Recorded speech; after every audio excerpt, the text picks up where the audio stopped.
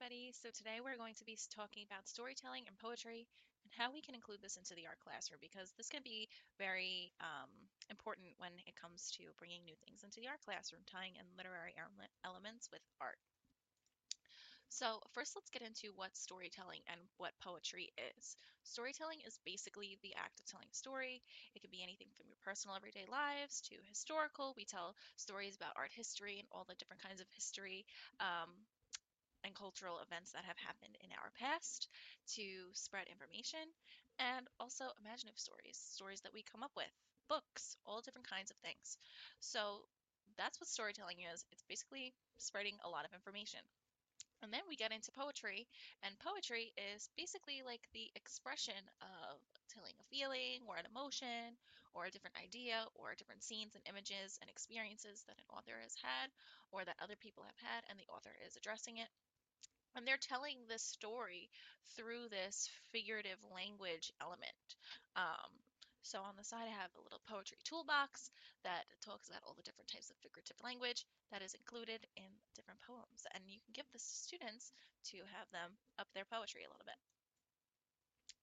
And here I have a quote by Georgia Hurd. She basically talks about how people have used poetry throughout all kinds of different generations. And we usually use it to celebrate something or somebody or honor something. And it's just a cultural tradition that we've had for many, many years. So now when it comes to tying in poetry into the art classroom, it can be it can be tricky, but it can also be very important for these students, and it can help them a lot. And it's essential for a lot of learners for all kinds of ages because it's such a powerful medium of self-expression. And I think that is what's the most important part about poetry is it gives students a chance to express themselves with words rather than telling somebody how they're feeling or physically drawing what they're feeling. They can express it in this literary way. And there's multiple ways that we can include this into our classroom. So I came up with two different lessons that we can do. And my first lesson is basically poetry landscapes. They're going to get 6 poems, and they are going to read these poems, choose one of the poems, underline and highlight any imagery that pops out to them, and they're going to make their own artwork based off of the poem. And it can be really interesting to see what these kids kind of come up with. Um, so I have some poems listed here, and then I kind of came up with my own. And what is really fun about this project is that every single project is going to be different. So they're going to choose whatever poem that they want to choose, and they are going to just run wild with imagery. And at the end, we'll have a little critique, and they will have the chance to explain to me why they chose to draw certain things in their artwork, why they chose certain colors for their artwork, and all etc. Um, so this project is really great because it kind of opens up their interpretations of what a poem can actually mean and what a poem may mean to them and what it may mean to other people, and kind of bridges that gap between um, that literary element and that art element and kind of combines the both of them because they're off the same piece of artwork. So that's the first lesson that I have listed for my students. I haven't done this with students yet, but I plan on doing it because they can come up with some really cool stuff, I think.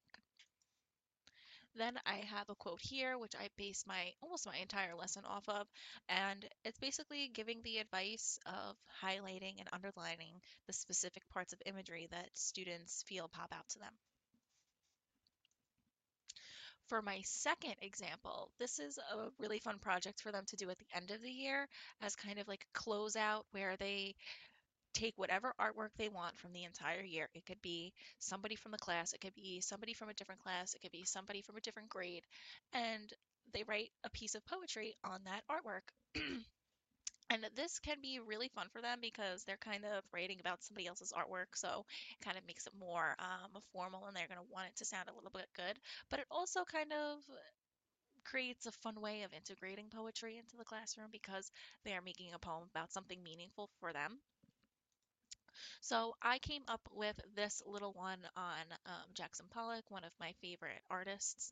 I don't have a class to do this with, so I kind of just did it myself, and I chose his Convergence painting from 1952, and I wrote a poem about it.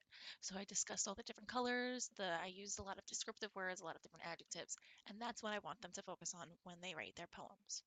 It's like a little fun activity to do at the end of the year, maybe like the last 2 weeks of school. They kind of can touch on and talk about their favorite parts of the class throughout the year, kind of reflect on what they created and what other people have created as well. And here is a quote by Allie Bush.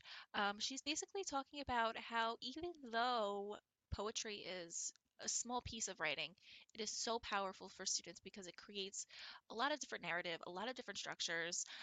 Sometimes they're rhyming, sometimes they're talking about different characters, or sometimes you learn new words through poetry, and it builds the foundation and the literacy skills in these students, not just young students, but all kinds of students. So that's what Allie Bush talks about in this article. It's a great article to read. Um, she talks about how poetry develops all types of reading skills, which is super important. So now we can tie into storytelling into the art class because poetry is kind of storytelling in a way, um, where you're kind of telling people information. And for my projects, I decided to have students either tell a story. Of something that they completely made up, of like a superhero, and then also write a story for younger students about a lesson they may have learned or a fear they may overcome. So, storytelling in the art classroom can be really fun, especially with the young ones as well, because you can kind of tie in some stories that they've read in class and create a project based off the projects that they've read in, based off the characters that they've read in the stories, not the project, sorry. But then when you get into the older ages, it can be even more fun because you can get really creative with them and they can really kind of run wild with the idea of creating their own story and creating their own narratives, which can build so many other skills that they can use in their future. So for the first project, I actually made this project myself. I had this lesson in a previous class. I kind of just adjusted it to the age range. This was for one of my classes last semester. And we basically made a story about a lesson that we had to overcome or a positive outcome that may have came from something that happened in our life or an experience and how we dealt with it and how we cope with it. And we make this into a child story. So it could be through animals, it could be through any kind of object, as long as it's a story about somebody or something overcoming something and dealing with something that they've experienced in their life. And in hopes that this could potentially teach younger students how to cope with certain feelings or deal with certain situations. So for my book, I wrote about a little frog named Picky, and he ends up being the only one in his swamp that's a different shade or a different color, and he wants to participate in this frog hopping contest. Well, he goes on this long walk and he meets this turtle, and she completely changes his perspective on the viewpoints of having a different kind of skin color. And she says that everybody's unique for a certain purpose. So that purpose is for them to be more open and more confident with themselves. And so Pinky took that and he ran with it. He ended up going through the frog hopping contest, winning for the entire team. And that was the end of the story. He ended up encouraging a lot of different frogs at the end and helping everybody else with their own confidence. So I actually made a physical book as well with this, and that's what I want my students to make, a little physical copy of their book. They can write, they can type up their text if they want. Super short story, maybe not even 5 to 10 pages long with a few words in it, but it's still really cute having them illustrate their own stories, and they'll be very proud of it at the end because it was very time consuming, this project, let me tell you. And when at the end I felt so accomplished, and I'm sure the students would feel just as accomplished as well. Then I have a quote by one of the TED Talk speakers that I listened to, and he is basically saying how he had listened to a story that was told from one of his teachers, and it completely changed his point of view on life. And that is what the power of storytelling is. It can change different points of views, it can change different perspectives. It gives us a whole other world of what people may experience, and it's how we gain knowledge as well. So that is what Kieran Singh talks about. He talks about all these different kinds of stories that he's gone through in his life and how powerful they have impacted him. So here is another project that I would do with my students where they illustrate and write a little story or a little biography about their superhero that they come up with on their own. So they'll write a little biography about why the superhero was made the superhero, what their purpose is, what their superpower is, what they look like, their description, how old they are, a little bit about their life, about their family, and then they're going to create it. They're going to draw their own designs. And it's really fun to do this with the older students because they can really come up with some cool stuff. So here's a little example on some things that some students have come up with, but they didn't make a background or anything. They'll almost be making like a movie poster for their character. So it'll be a little bit of a fun design aspect to the project where they kind of get to design their own little movie poster based off of their superhero that they created. And this project is really great because it allows them to tap into the character traits of different kind of superheroes, kind of gets them thinking and learning about some conflict and resolution, and also about, responsibility and to a certain extent in a fun way. So this project is really great to do with students, and I'm excited to kind of touch on it in some of my classes as well. And then here is a quote from Debbie Paz, where she talks about how storytelling is basically the foundation of building language skills. This video is basically about different refugee students who come to the United States who don't speak much English, but are starting to learn English through storytelling. And that is what Debbie Paz talks about. She says how storytelling is giving students a chance to develop these language skills in a fun, engaging way where they can learn different kinds of things, learn different kinds of language, and learn different lessons as well. So, overall, poetry and storytelling are both very powerful forms of communication, especially when you combine it with the aspect of art.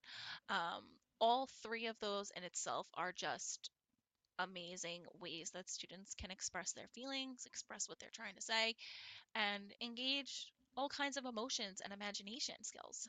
Um, it supports multiple learning styles and fosters all these cultural inclusions and makes people feel like a community. So, storytelling and poetry is 100% one of the most important things to include in the art classroom, especially if you're wanting to kind of tie in both literary elements and art elements into the classroom, because everybody talks about including mathematics and geometry and shapes into artwork, but not really talking about the imagination aspect to poetry and literacy. So that is what this little PowerPoint was about, and I am so excited to see what everybody else writes about with theirs. I am going to school to be an art teacher, so I wanted to base my lesson and my PowerPoint around bringing storytelling and poetry into the art classroom and where we can run with it, because there are so many different ways that we can take storytelling and poetry and throw it in there. So thank you so much for watching, and I hope you all have a nice night.